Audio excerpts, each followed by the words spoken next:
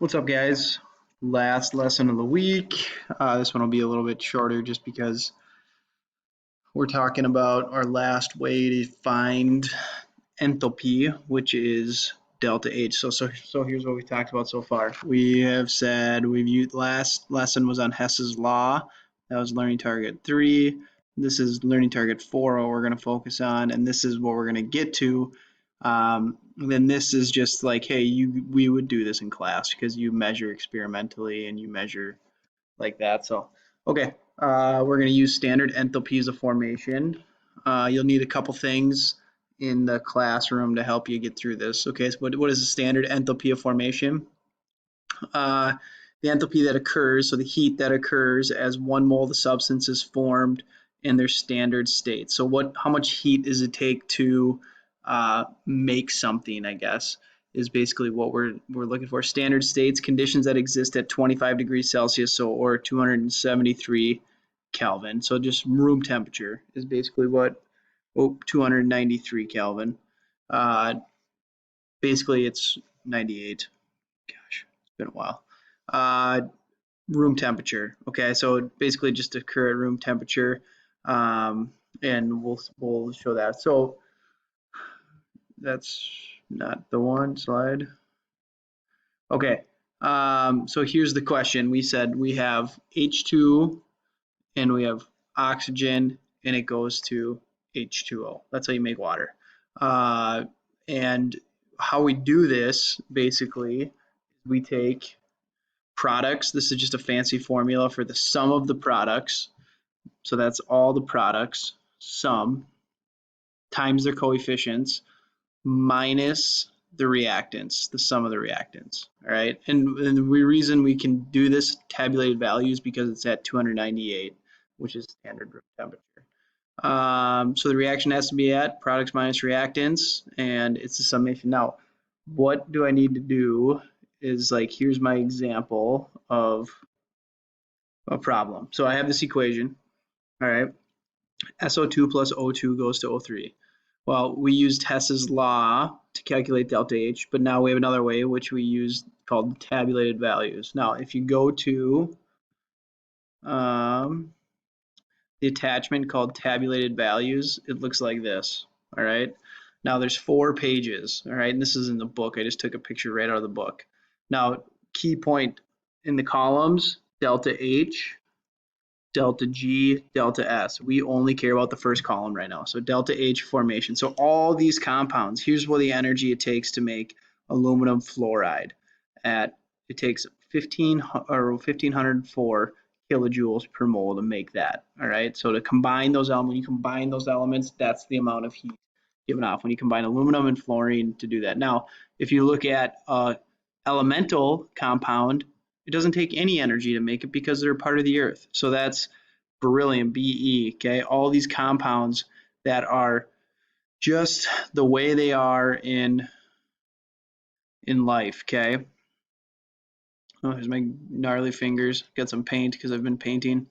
Chlorine, we have chlorine gas. Takes 0 energy to form it.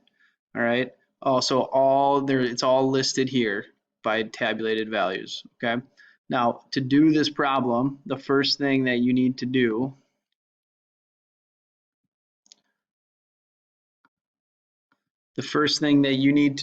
is you need to balance the equation. So I'll pause it while you guys balance it.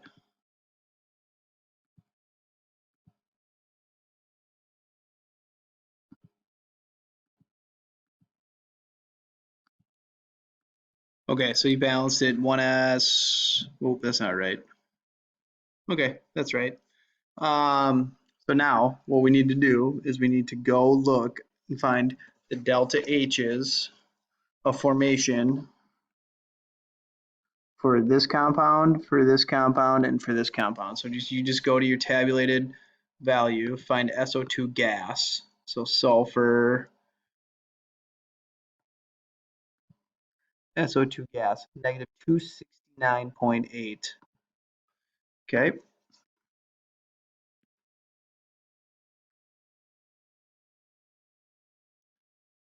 Say 269.8. 296.8.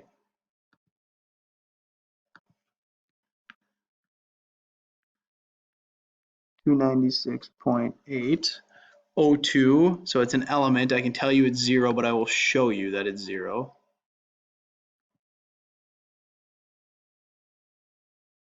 And it's alphabetical.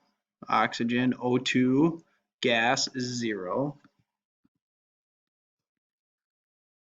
And then SO3, gas.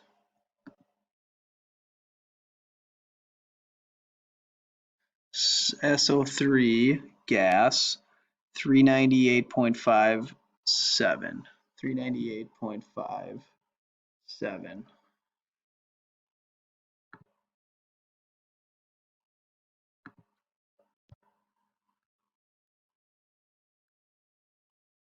It's negative 398.7. Let me double check.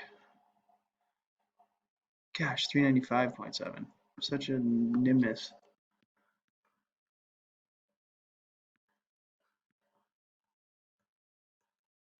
395.7. Okay, so I'm just going to do the work down here then. Okay, so what we do then is we take products, that's my products, minus my reactants. So what you do then to find the delta H, okay, of the reaction is you take 2 times, because that's the coefficient, negative 395.7, okay, minus all the sum of the reactants. So 2 times 296.8 plus 0, because that's the sum of the reactants. All right, so this goes to the reactant, the products, this goes there. All right, pause and do the calculations.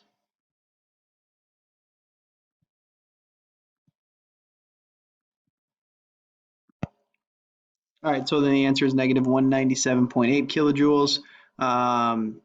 And that's basically how you do it. Products minus reactants, and then you just make sure you times each value by, because that's for 1 mole. All right, so just make sure you do that. Now the next one,